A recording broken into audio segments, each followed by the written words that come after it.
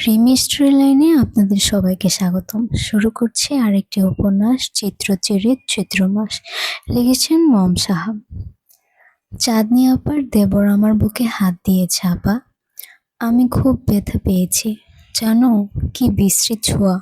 5 বছর বয়সী ছোট বোনের মুখে এমন একটি বিশ্রী কথা শুনতেই শরীরটা শিরশির করে কেঁপে উঠল চিত্রার। ঘমার্তক মুখখানি রাগে লাল বর্ণ ধারণ করল। বোনের দিকে দৃষ্টি দিতেই দেখল ছোট মেয়েটি ভয়ে কেমন গুটিসুটি মেরে আছে।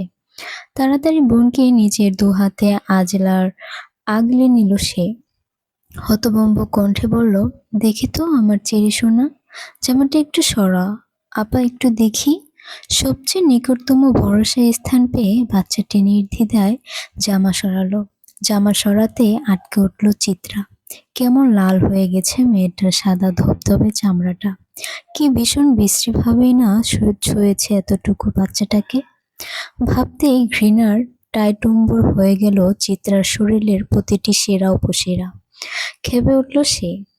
অথচ বাড়ি ভর্তি এত মানুষ, জোকের বসে কিছু করে বসলে তার খেসারত না আবার ছোট চেরিকেই দিতে হয়। বিরক্ত রাগ দুটো অনুভূতি মিলেমিশে একাকার হয়ে যখন আন্দোলন শুরু হলো, চিত্রার মস্তিষ্কে তখন বাইরে থেকে তার ডাক ভেসে এলো। আজ তার বড় বোন চাঁদনির গর্ভকালীন সময়ের 7 মাস পূর্ণ হওয়ার ছোটখাটো একটা অনুষ্ঠানের আয়োজন করা হয়েছে। সেই অনুষ্ঠানে চাঁদনির শ্বশুরবাড়ির লোকজনও এসেছে। অবশ্য তার আপন বড় বোন নয় চাঁদনি, তার বড় চাচার মেয়ে হলো চাঁদনি আপা। আর ছোট চেরির তার আপন বোন নয়, তার ছোট চাচার মেয়ে হলো চেরি। চেরির পূর্ণ নাম তৃণলতা, কিন্তু আদর করে সবাই বাচ্চাটাকে চেরি বলে। আর মেয়েটা চেরি ফলের মতোই সুন্দর, আদুরে অগোলগাল। তাই তো এতটুকু বাচ্চাও আজ বাজে ছোঁয়ার শিকার হলো। চিত্রাদের পরিবারটা বেশ করে বড় পরিবার বলা যায়।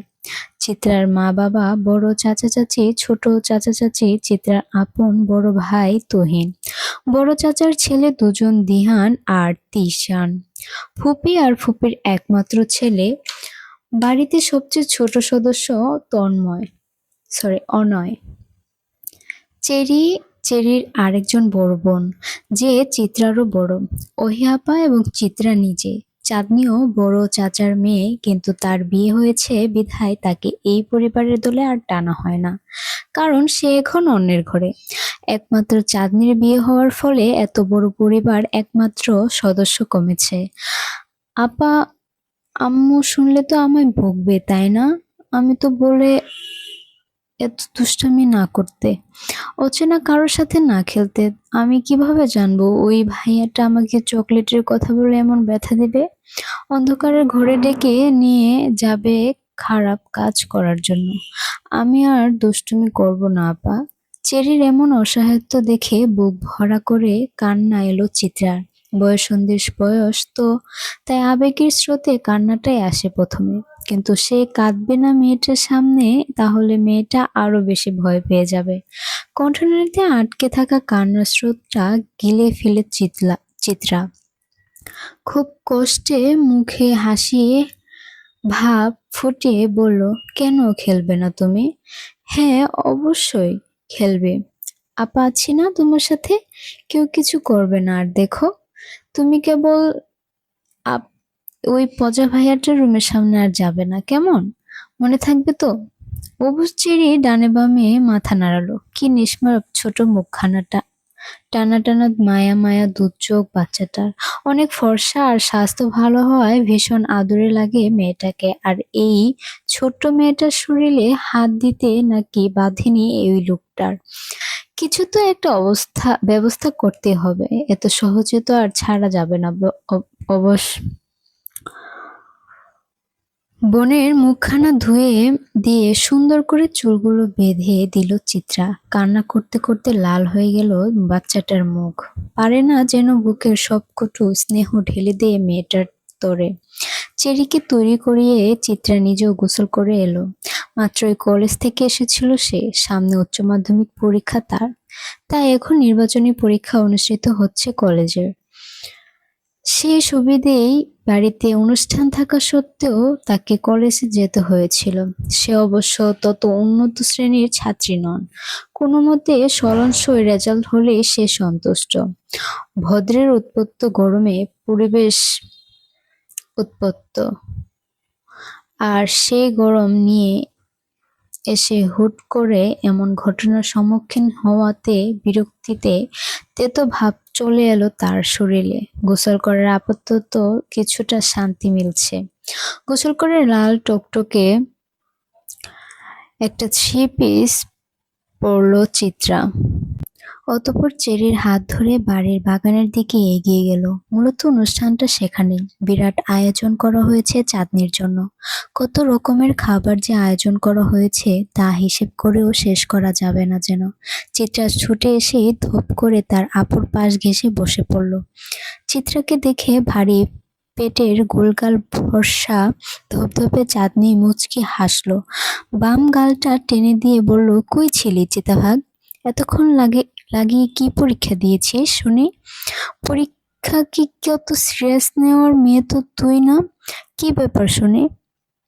বড় আপার দিকে আর চোখে তাকিয়ে মুখ বাঁকালো চিত্রা।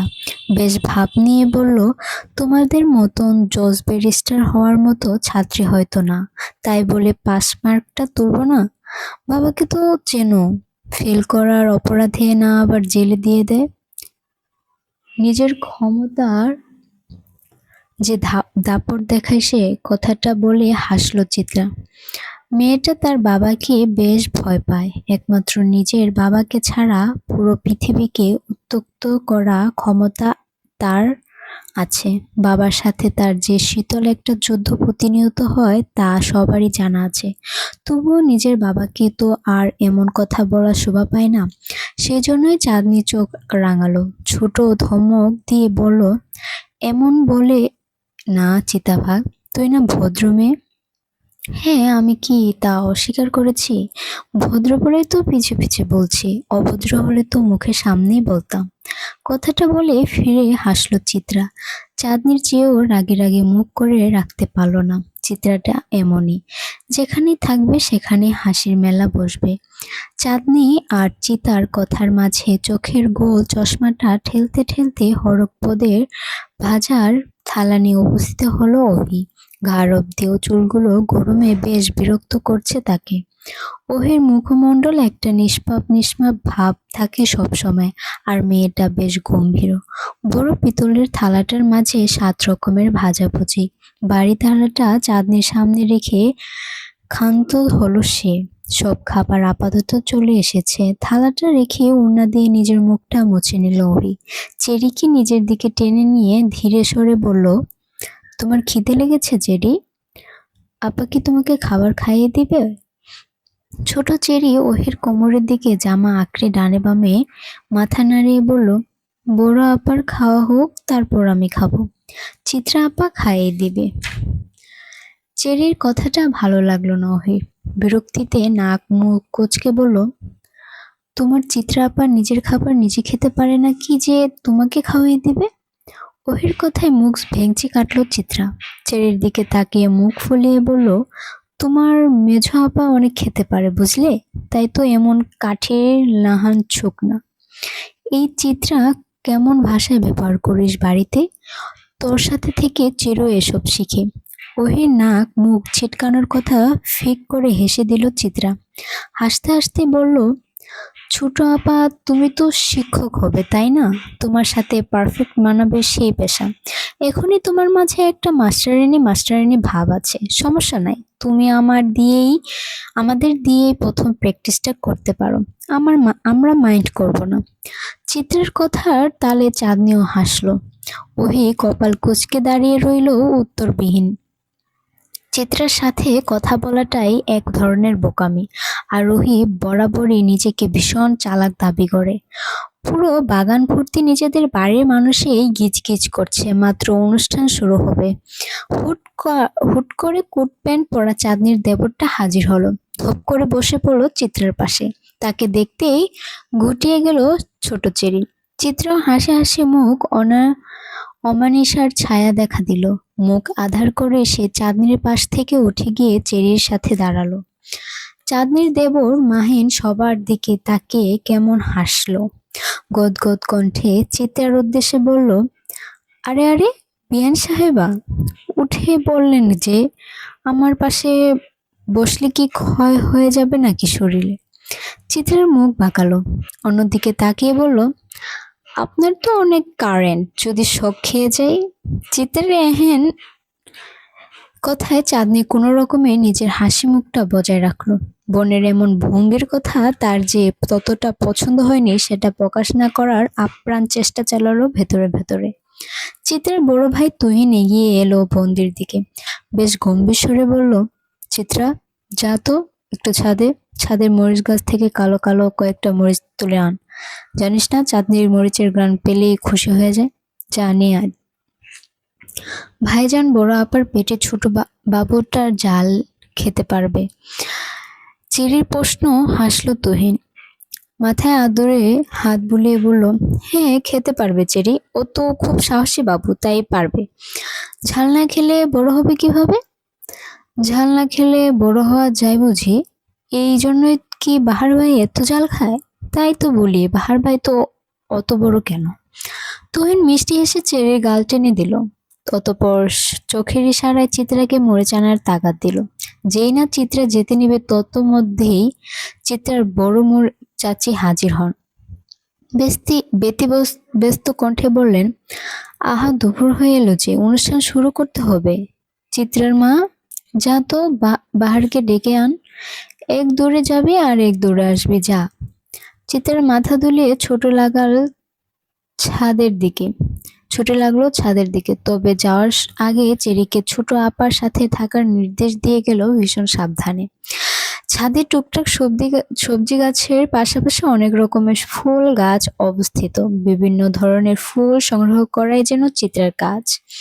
তার ভীষণ ভালো লাগে এই কাজ করতে, তাই তো ছাদে প্রবেশ করার সাথে সাথেই পা বাড়ালো ফুল গাছগুলোর দিকে। কয়েকদিন আগে 3টি নতুন ফুলের চারা গাছ লাগিয়েছিল, আর সবগুলো কি সুন্দর হাসি হাসি ফুটন্ত মুখ দেখা যাচ্ছে।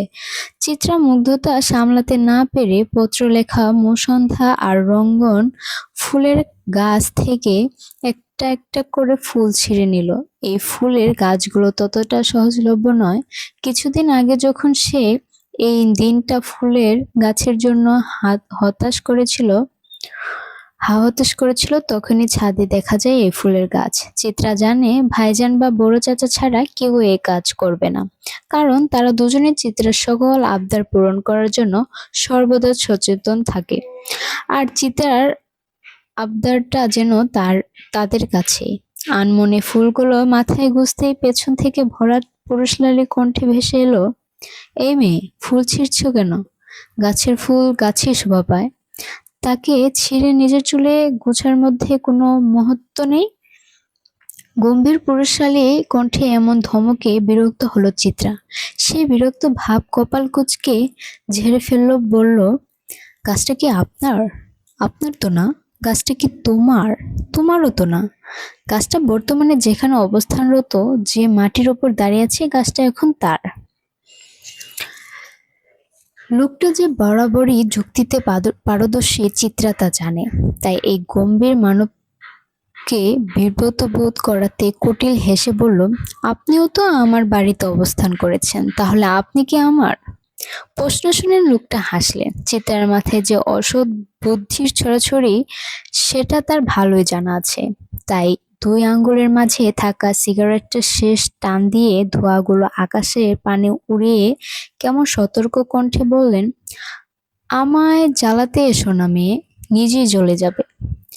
চিত্রা মুখ ভেঙচি কাটলো, ঘুমটা মুখে বলল, নিচে আপার অনুষ্ঠান শুরুর পর্যায়ে, আপনাকে ডাকছে বড় চাচি।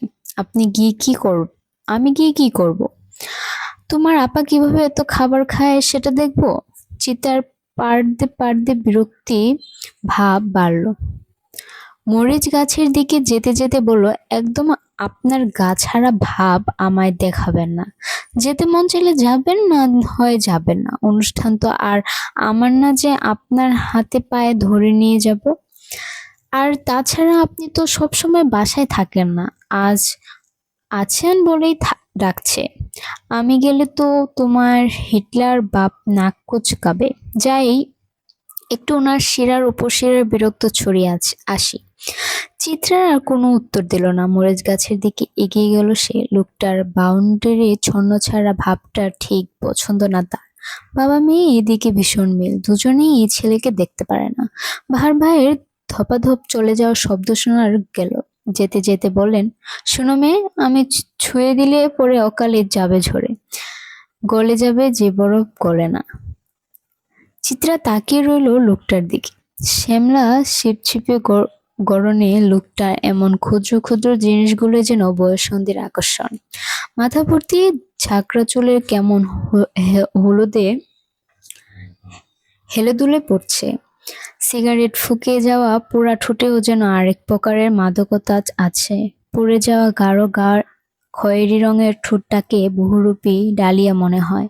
চিত্রার ভাবনার মাঝেই নিচ থেকে হইচই ভেসে এলো। চিত্রা দৌড়ে ছাদের কার্নিশ ঘেঁষে নিচে তাকাতেই দেখলো মাহিন গাল ধরে দাঁড়িয়ে আছে, আর তার সামনে বেশ গা ছাড়া ভাব নিয়ে দুহাত পকেটে গুজে দাঁড়িয়ে আছে বাহার ভাই। উফ, সত্যি লোকটা জ্বালিয়ে দেবে একদিন। ঝরঝরে রোদ্দুরে ঘামে ভিজে ঝবঝবে হয়ে আছে প্রত্যেকের শরীর।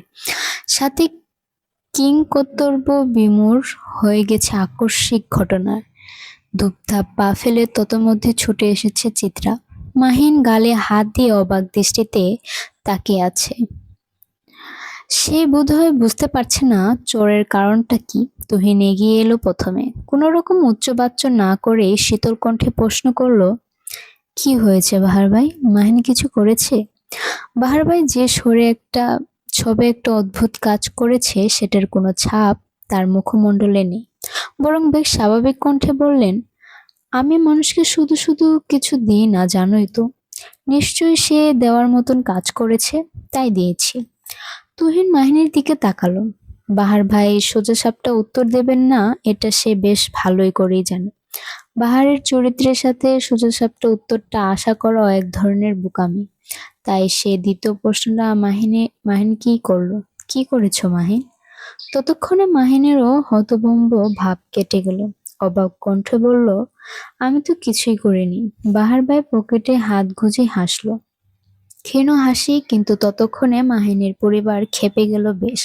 হুই হুই করে ছুটে এলেন মাহিনের মা, মানে চাঁদনির শাশুড়ি। আঙুল উঁচিয়ে বাহারের দিকে তাক করে দাঁত কিরমির করে বললেন, এই ছেলে, এই তোমার সাহস কিভাবে হলো আমার ছেলের গায়ে হাত তোলার? কিছুই তো করলাম না আন্টি। সাহসের কি দেখলেন এখনো? মহিলার দাঁত কিরমির করার প্রশ্নের জবাবে এমন উত্তর যেন অনাকাঙ্ক্ষিত ছিল। দূর হতে চিত্রার ভয়ে হাত পাও কাঁপছে। এখানে তার বাবা উপস্থিত না থাকলে হয়তো এতটা ভয় তাকে কাবু করতে পারতো না। অথচ তার বাবা রক্তঝাল চক্ষু নিয়ে তাকিয়ে আছে। ঘটনার বিগড়াতে যে বেশি সময় লাগবে না তা বুঝতে বেশি সময় লাগলো না চিত্রার। মাহিনের মা লতা বেগমের রাগ চক্রবৃদ্ধির আকারে বাড়ল। বেছে বেছে তিনি চিত্রার বাবা নুরুল সওদাগরের দিকে তাকিয়ে চোখ দিয়ে অঙ্গিবর্ষণ করে বললেন, ভাই সাহেব, আপনারা হা করে সবটা দেখছেন? বাইরে একটা উটকো ছেলে আপনাদের সামনে এমন একটা কাণ্ড ঘটিয়ে ফেললো, অথচ আপনারা নিশ্চুপ। ছেলেটাকে ধমকও দিচ্ছেন না। ওনার ধমকে পড়ো অন্তত বাহার করে না আন্টি। ভুল জায়গায় ভুল তথ্য প্রেরণ করাটাই বোধহয় মহিলার সমাজের কাজ। এবার বাহার ভাইয়ের কণ্ঠ স্বাভাবিক, তবে স্বাভাবিক থাকতে পারলেও না। নুরুল সওদাগর ধমকের স্বরে বলে উঠলেন, এ অভদ্র ছেলে, বড়দের সাথে কিভাবে কথা বলতে হয় জানো না? অন্যায় করেছ অথচ ন্যূনতম লজ্জাবোধও নেই। লজ্জাবোধের ফাংশনটা আমার ঠিক কাজ করে না, আর ভুল জায়গায় তো আরো আগে কাজ করে না। সূর্যের তেজ বাড়ল, সাথে তরতর করে বাড়ল নুরুল সওদাগরেরও রাগ। বড় বড় পা ফেলে এগিয়ে এলেন বাহারের দিকে। বাহার ভাইয়ের বুকের বাম পাশটাকে ধাক্কা দিলে শরীরের সর্বশক্তি দিয়ে। লোকটা দুপা পিছিয়ে গেলেন অপ্রত্যাশিত ধাক্কায়, অথচ কোনো প্রতিক্রিয়া দেখালেন না নুরুল সওদাগরকে, বরং কোনো বাক্যবর্জ্য ছাড়াই বিরাট আরেকটা চর বসালেন মাহিনের গালে। পরিস্থিতি আরেক ধপ হতভম্বক হলো। সবাই কেবল ফেল করে তাকিয়ে রইল। নুরুল সওদাগরও বোধহয় কম হতভম্ব হলেন না। বাহার ভাই যেন অদৃশ্যভাবে চটটা তাকিয়ে দিলেন। নুরুল সওদাগরের মতন শক্ত কঠোর পুরুষ ভাষা হারালেন। নিজের বড় ভাইয়ের দিকে তাকালেন হতভম্ব চোখে। কোনো মতে উচ্চারণ করলেন, বড় ভাই আপনি দেখলেন তো? ছাদের কার্নিশ ঘেঁষে অনবরত কাক শোরগোল তুলল। পরিবার সে যেন প্রয়োজনের তুলনায় শীতল। চিত্রার বড় চাচা গলা পরিষ্কার করে যখন বাহার ভাইয়ের দৃষ্টি আকর্ষণের চেষ্টা করলেন, তখন বাহার ভাই সবাইকে অবাক করে দিয়ে তথাপি শেষ চোটটা মারলেন মাহিনের ডান গালে এবং সবাইকে অবাকের চরম পর্যায়ে পৌঁছে দিয়ে পকেট থেকে সিগারেট বের করে হেলতে দুলতে চলে গেলেন বাড়ির মেইন গেট পেরিয়ে। সবাই কেবল তার যাওয়ার দিকেই তাকিয়ে রইল। বর্তমানে এই তাকিয়ে থাকাটাই যেন উত্তম কাজ হয়ে দাঁড়ালো সবার কাছে। আজকের গল্পটা এই পর্যন্ত। অবশ্যই গল্পটা যদি ভালো লাগে অবশ্যই লাইক, কমেন্ট আর সাবস্ক্রাইব করবেন, আর কমেন্ট করে জানাবেন কেমন লাগছে।